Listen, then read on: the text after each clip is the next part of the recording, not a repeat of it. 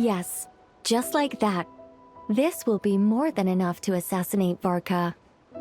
I'm going to assassinate Varka.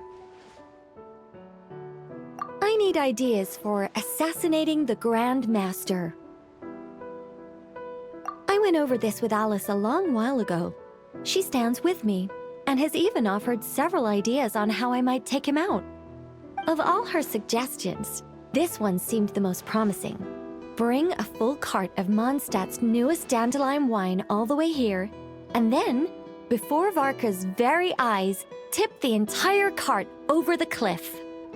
Perhaps the monumental, overwhelming grief will make him collapse, or go drown himself in whatever other wine he can find. That doesn't sound like it'll work. Wait, no! Don't even think about doing something so horrible. When writing a novel, the author, naturally, seeks to be as extravagant as possible, especially when writing detective novels. If the opening lacks a striking turn, how is the rest of the plot meant to unfold? Alas, this will be my final attempt at writing detective novels. Oh, I suppose they call them crime novels in Inazuma.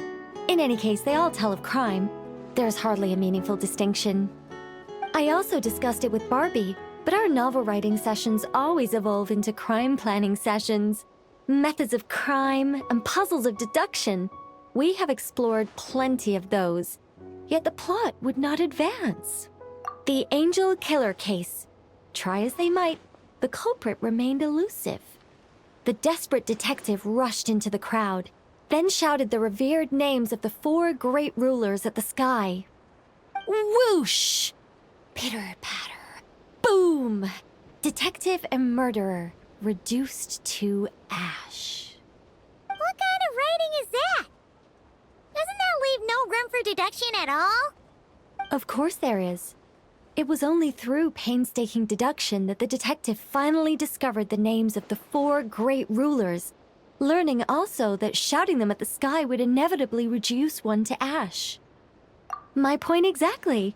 Simply deducing who the culprit is has become dreadfully unoriginal. The subject of one's deductions must be something more creative. I even thought of having a Seelie detective, an angel who, longing to become a detective, became a Seelie, and by some twist of fate, ended up as a detective's assistant. All Seelies love to guide people, so this one went about leading the detective from case to case. I found the idea rather interesting. Come to think of it, the Seelie detective and the Angel Killer case seem far more interesting than assassinating the Grand Master. Never mind, guess I'll move on to work on that idea then. It's precisely because I overthink every little detail that I've lost interest in continuing. Not to mention the mountain of words I'll have to write. The very thought of penning all those words. Oh, what a hassle.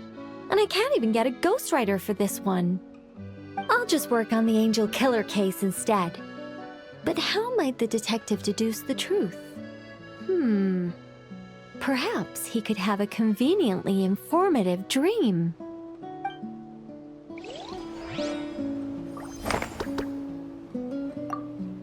Seelie detective. Hold on.